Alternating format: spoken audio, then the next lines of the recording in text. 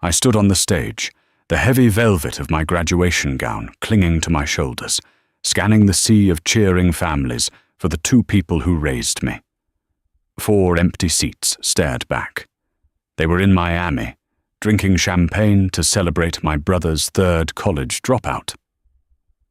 In the Gallagher household, the sun rose and set on my older brother, Liam.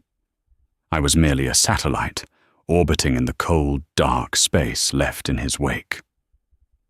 For as long as I can remember, my parents, Richard and Susan, operated on a simple, unspoken philosophy.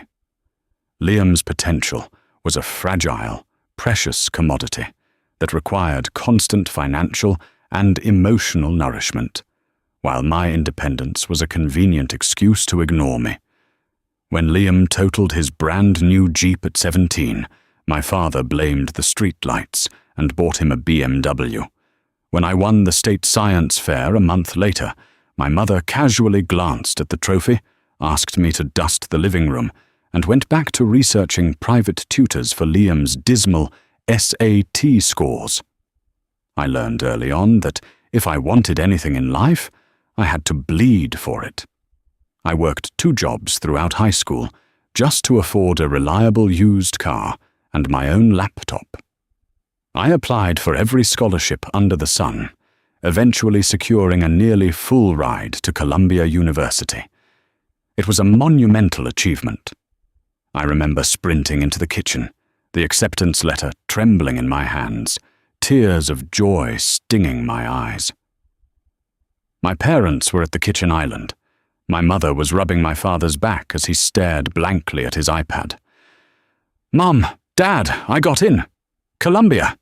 And with the merit scholarship, it's mostly covered." My father looked up, his expression strained. "That's nice, Bella. Keep it down, though. Your brother just called. He's feeling overwhelmed at Penn State. We're flying out to bring him home. He needs a gap year to find himself." That was the dynamic. My triumphs were footnotes. His failures were family emergencies. Fast forward 4 years. College was a brutal marathon of sleep deprivation, instant noodles, and relentless hustle.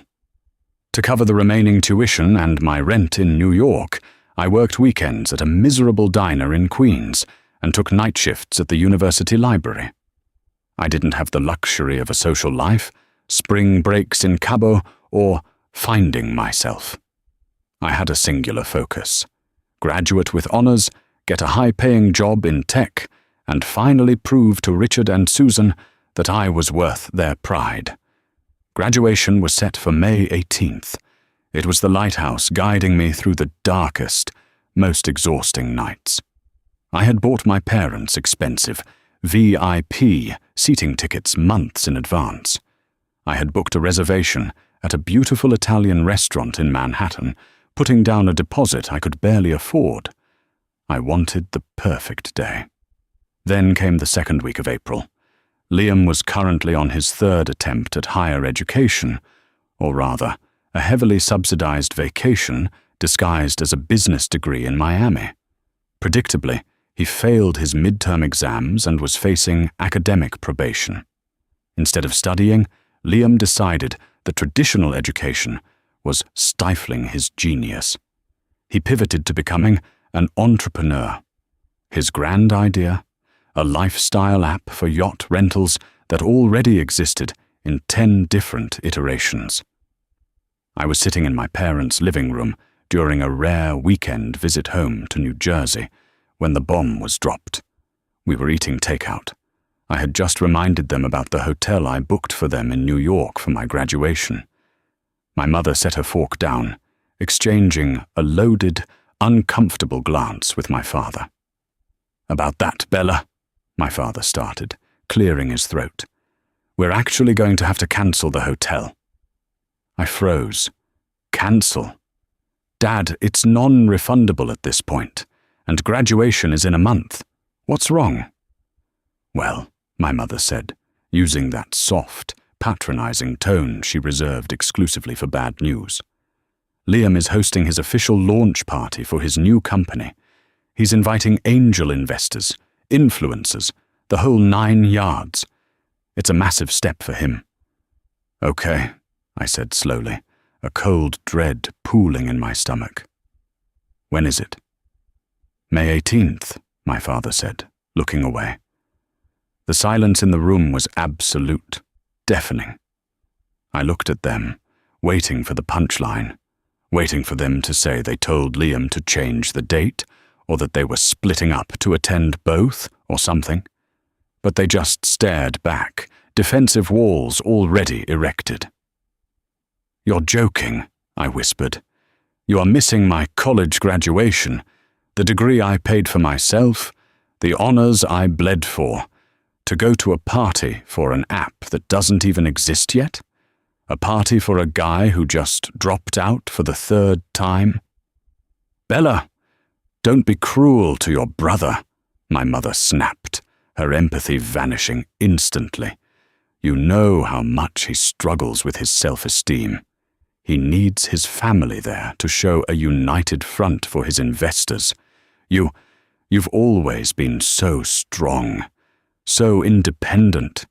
You don't need us there. It's just a ceremony, kiddo, my father added, waving a hand dismissively. You walk across a stage, they hand you a piece of paper. It's boring anyway. We'll take you out to a nice steak dinner when we get back. Our treat. The betrayal wasn't a sudden stab. It was a slow, twisting blade. They weren't just choosing Liam over me. They were penalizing me for my resilience. Because I didn't break down, because I didn't demand their money, because I didn't fail, I was unworthy of their time. I don't want a steak dinner, I said, my voice trembling with a rage so profound it scared me. I want my parents at my graduation. We are doing what is best for the family, my father said sternly, putting an end to the conversation. Liam needs this win. You already have your degree. Be a supportive sister for once. I didn't scream. I didn't cry in front of them. I stood up, grabbed my coat, and drove back to New York in dead silence. That night, lying in my cramped apartment, something inside me irrevocably snapped. The desperate, pleading girl who just wanted her parents' approval died. May 18th was a beautiful, crisp spring day. The campus was alive with blooming cherry blossoms and the electric hum of thousands of proud families. I sat in the folding chair on the great lawn, surrounded by my peers. To my left was my roommate, Chloe Dubois, whose parents had flown all the way from Paris. They were crying, taking endless photos, and hugging her until she couldn't breathe. Every time I looked over at the guest seating, my eyes found the 4 empty chairs in the VIP section. My heart physically ached, a hollow rhythmic throb in my chest. When they called my name, Bella Gallagher, summa cum laude, the polite applause of strangers echoed in my ears. I walked across the stage, took the leather-bound diploma, and smiled for the professional photographer. I looked out into the crowd one last time. Nothing. Just a sea of unfamiliar faces. After the ceremony, as the crowds dispersed for celebratory lunches, I stood awkwardly by the campus gates. Chloe bounded up to me, her father, Antoine, trailing behind with an armful of flowers. "Bella, where are your folks? We're going to Le Bernardin. You have to come." Chloe beamed. I swallowed the lump in my throat. They had a flight delay. Couldn't make it out of Florida. It's fine. Antoine Dubois, a sharp, perceptive man, looked at my empty hands and the tight, forced smile on my face. He didn't ask questions. Instead, he stepped forward, pulled a massive bouquet of yellow roses from his bundle, and pressed them into my arms. "A woman as brilliant as you should never hold nothing but paper on her graduation day," he said gently in his thick accent. "You dine with us. Family is who feeds you when you are hungry, yes?" I broke down. Right there on the sidewalk, I sobbed into the yellow roses. I went to dinner with the Dubois family. They toasted to my success, asked me about my future plans, and treated me with more genuine interest in 2 hours than my parents had in 22 years. The next morning, I woke up with a terrifying, absolute clarity. I drove to my parents' house in New Jersey. They were still in Miami, likely nursing hangovers on a rented yacht. I packed everything I owned that was still in my childhood bedroom. Books, winter coats, childhood keepsakes. I loaded it all into my beat-up Honda Civic. On the kitchen island, exactly where I had stood when I told them about my acceptance to Columbia, I left my house key. Beside it, I left a single, handwritten note. I hope the party was worth it. Don't look for me. I am no longer your daughter. Bella. I got into my car and drove. I didn't stop until I reached Chicago. I chose Chicago because it was far enough from New York and New Jersey that I wouldn't accidentally run into anyone I knew, but big enough to hide in and hustle. I rented a tiny, mold-smelling studio apartment in the South Loop. I had $4,000 in savings, a degree, and a blazing, unquenchable fire in my gut fueled by pure spite and ambition. I changed my phone number. I deleted my social media accounts. I became a ghost to the Gallagher family. The first 2 years were a crucible.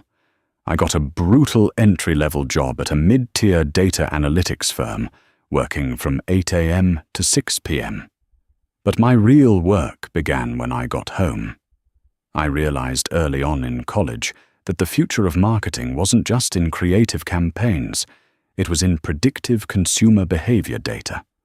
I spent every night from 7 p.m. to 2 a.m. coding and building my own proprietary data mining algorithm designed specifically for e-commerce brands. I lived on coffee, adrenaline, and discount groceries. I didn't date. I didn't go out. Whenever exhaustion threatened to break me, I would close my eyes and picture those 4 empty chairs on the great lawn. It was like taking a shot of pure adrenaline. I incorporated my company, Apex Data Solutions, at the kitchen table of my studio. I cold emailed hundreds of CEOs, CMOs, and marketing directors. I was ignored, hung up on, and laughed at. And then the first twist of fate arrived in the form of Alex Sterling. Alex was the CEO of a rapidly scaling, direct-to-consumer athletic wear brand that was hemorrhaging money on inefficient ad spends. He agreed to a 15-minute Zoom call because, as he later told me, my cold email was the most aggressively confident pitch he had ever read. I gave him a free 2-week trial of my algorithm. In those 2 weeks, his customer acquisition cost dropped by 42%. Alex signed a $150,000 annual contract with Apex Data Solutions. He introduced me to 3 other CEOs in his network. Within 6 months, my kitchen table startup was generating $500,000 in recurring revenue. I quit my day job. I hired a small team of brilliant, hungry developers. We moved into a sleek, industrial office space in River North. I was 24 years old, and I was building an empire. Meanwhile, fragments of news from my old life occasionally slipped through the firewall I had built. A distant cousin messaged me on LinkedIn before I blocked her. Liam's app, Vibe Check, had crashed and burned spectacularly just 3 months after his lavish launch party. He had burned through his investors' money, most of which, I later learned, had actually been a second mortgage my parents took out on their house to seed him. One evening, I received an email at my generic business address. The subject line read, "Bella, please call home." It was from my mother. "Bella, we finally tracked down your company website. We are so proud of you. Liam is going through a really tough time right now. His business partners scammed him, and he's back living at home. The market is just so tough. We miss you terribly. Your father's back has been acting up, and the house is so quiet. Please call us. We should all do dinner. A family reunion. Love, Mom. I stared at the screen. The glowing light of the monitor illuminated my custom-tailored suit and the panoramic view of the Chicago skyline behind me. I read the words, "We are so proud of you," and felt absolutely nothing. No anger, no sadness, just a cold, clinical detachment. They weren't proud of me. They were bankrupt, exhausted by their golden child and looking for a lifeboat. I clicked delete. I didn't block the email address just yet. I wanted them to send their messages into the void, to feel the exact same echoing silence I felt on my graduation day. I turned back to my monitor, pulled up the financial projections for our next quarter, and smiled. The ghost they had created was now a titan, and I was just getting started. By the time I turned 28, Apex Data Solutions wasn't just a startup, it was a devastatingly efficient machine. We had scaled from my moldy studio apartment to occupying 3 floors of a high-rise in the Loop. We acquired major contracts with Fortune 500 retail brands, seamlessly predicting consumer trends with an algorithm that left my competitors scrambling in the dust. My net worth crossed the $50 million threshold just after my birthday. I had also legally changed my last name. Bella Gallagher was a ghost, left behind in the ruins of my childhood. I became Bella Hayes, adopting my maternal grandmother's maiden name, the only woman in my family who had ever showed me an ounce of genuine grit before she passed away. To the business world, Bella Hayes was a ruthless, brilliant data architect. No one knew about the girl who cried into yellow roses on graduation day. With my new wealth, I began diversifying. I partnered with a prominent Chicago venture capital firm, Caldwell Ventures, run by a sharp-witted titan named Harrison Caldwell. Harrison and I shared a similar philosophy. We invested in numbers, not sob stories. It was a rainy Tuesday in October when Harrison called me into the main boardroom. "I have a pitch at 2:00, Harrison said, tossing a glossy portfolio across the mahogany table. "A new tech logistics platform called Elevate. The founder is flying in from the East Coast. He's asking for $2 million in seed funding. The financials are a complete mess, but the proprietary tech concept has a tiny, microscopic glimmer of potential. I want your eyes on the data model before I inevitably tear him apart." "I'll sit in the back," I agreed, pouring myself a black coffee. "But if the data is garbage, I'm cutting the meeting short."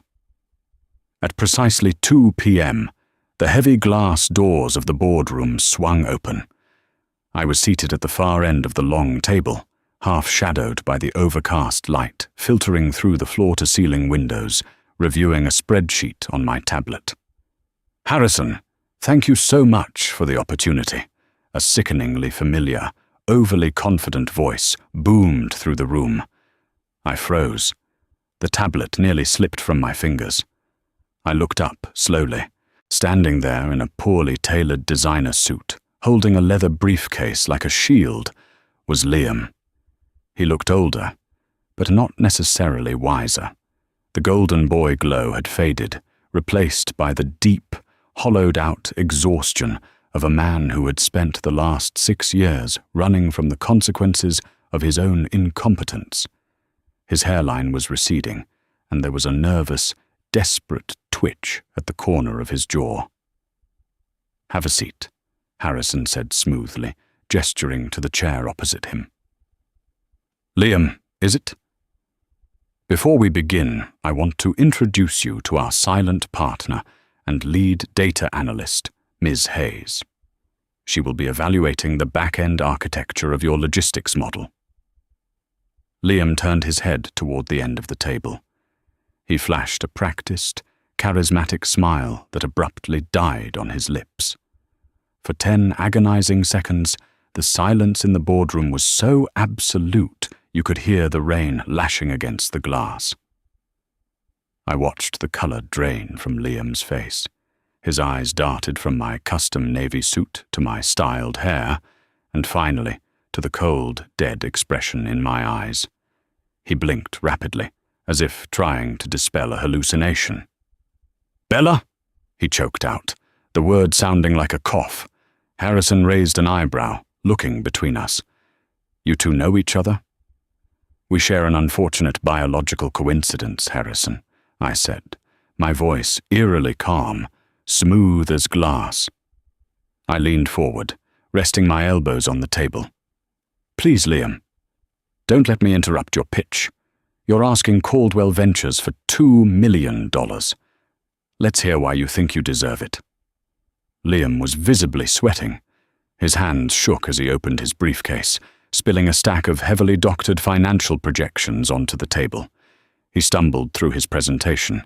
Elevate was exactly what I expected. A buzzword salad of synergy, blockchain integration, and disruptive delivery paradigms. There was no underlying structure, no path to profitability, and worst of all, no viable data algorithm to support his claims.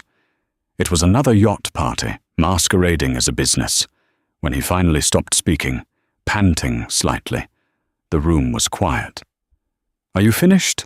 I asked. He nodded, swallowing hard. "Bella, Ms. Hayes, the market is ripe for—" "The market," I interrupted, flipping open his portfolio, "is oversaturated. Your user acquisition cost is completely fabricated.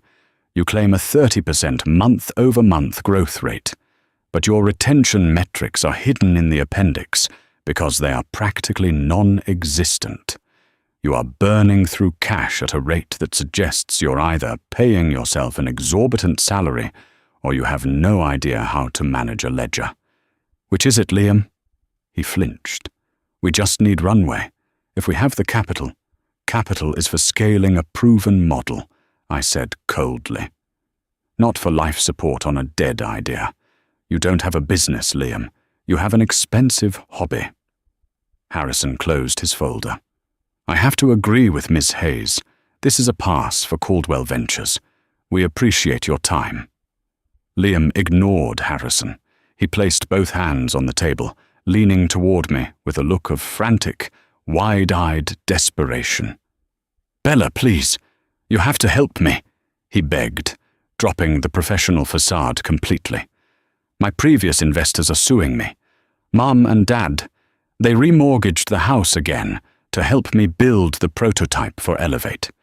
If I don't get this funding, they're going to lose the house. We're drowning." I looked at the man who had stolen every ounce of my parents' affection, every dollar of their resources, and the one day of my life that was supposed to be mine. "That sounds like a terrible return on investment," I said, standing up and smoothing my jacket. "You should have studied harder at Penn State, or in Miami, or wherever it was you found yourself." I walked out of the boardroom without looking back, leaving him standing in the wreckage of his own making. I knew the ambush in the boardroom wouldn't be the end of it. Desperation breeds audacity, and my family had always been incredibly audacious when it came to demanding things they hadn't earned. It took exactly 8 days for the past to show up at my front door. I was in my corner office, reviewing a merger agreement with my VP of Operations, Beatrice DuPont, when the red light on my desk phone blinked. It was the security desk down in the lobby. "Ms. Hayes," the head of security said, his voice tense. "There's an older couple down here causing a significant disturbance. They're demanding to see you. They claim to be your parents, a Mr. and Mrs. Gallagher." Beatrice looked up from her documents, sensing the shift in my posture. "Keep them in the lobby. Do not let them past the turnstiles. I'll be right down," I instructed, hanging up. I took the private elevator down to the ground floor. The lobby of the Apex building was a sprawling cathedral of white marble and brushed steel. Standing near the reception desk, flanked by two burly security guards, were Richard and Susan Gallagher. The sight of them physically jolted me. The last time I saw them, they were arrogant, polished, and dismissive, packing their bags for Miami. Now they looked fragile. My father had aged 10 years in 6. His shoulders were hunched, and his expensive golf tan was gone, replaced by a sallow, sickly pallor. My mother's hair was thinning, her designer clothes replaced by a faded, out-of-season coat. When my mother saw me approach, flanked by the cold authority of my corporate fortress, she burst into tears. "Bella! Oh my God, Bella, look at you!" she wailed, rushing forward. But the security guard smoothly stepped in her path. She stopped, reaching her hands out toward me. "You're so beautiful. We've missed you so much." "Cut the performance, Susan," I said, my voice echoing off the marble walls. I didn't cross my arms. I stood perfectly straight, owning my space. "You didn't drive 12 hours from New Jersey because you missed me. You drove here because Liam failed his pitch." My father stepped forward, his pride visibly warring with his desperation. "Bella, please, you have to understand. Your brother is in deep trouble, and we are losing the house. The bank sent the foreclosure notice on Monday. We are tapped out. We have nothing left." "And you came to me," I stated, a statement of fact, not a question. "Your family," my mother sobbed. "We saw the articles about you online. You're worth millions, Bella. We are your parents. You wouldn't let your own mother and father go homeless, would you? We just need a loan. 200,000. Just to get the bank off our backs and give Liam a chance to restructure." I let the silence stretch. I looked at the marble floor, then up at the towering glass ceiling, and finally back down at the two strangers who had given me life, but nothing else. 6 years ago, I began, my voice quiet but carrying the heavy, lethal weight of absolute finality. I sat in a folding chair on my college campus. I watched my friends' parents cry with pride. I watched a stranger hand me flowers because my own parents couldn't be bothered to attend the graduation I paid for myself. You told me that I was strong, that I didn't need you. You told me you were making an investment in Liam. We made a mistake, my father barked, his face flushing red. Parents make mistakes, Bella. You can't hold a grudge forever. It's not a grudge, Richard, I corrected him, dropping the title of Dad forever. It's an accounting of facts. You invested all your emotional and financial capital into a fundamentally flawed asset. You coddled weakness, and you penalized strength. You gambled your home, your retirement, and your relationship with your daughter on a boy who never learned the value of $1 because you never made him earn $1. My mother was shaking her head violently. Please, Bella, he's your brother. I don't have a brother, I said flatly, and I don't have parents. I left my keys on your kitchen island 6 years ago, along with any obligation I had to this family. You selfish, arrogant little bitch, my father spat, the venom finally leaking through the desperate facade. After everything we did for you, we put a roof over your head. We fed you. That is the bare legal requirement of keeping a child alive, I replied, my heart beating in a slow, steady, triumphant rhythm. You don't get a medal for doing the absolute minimum. You want $200,000? Go ask Liam's yacht party friends. I turned to the head of security. Escort Mr. and Mrs. Gallagher off the premises.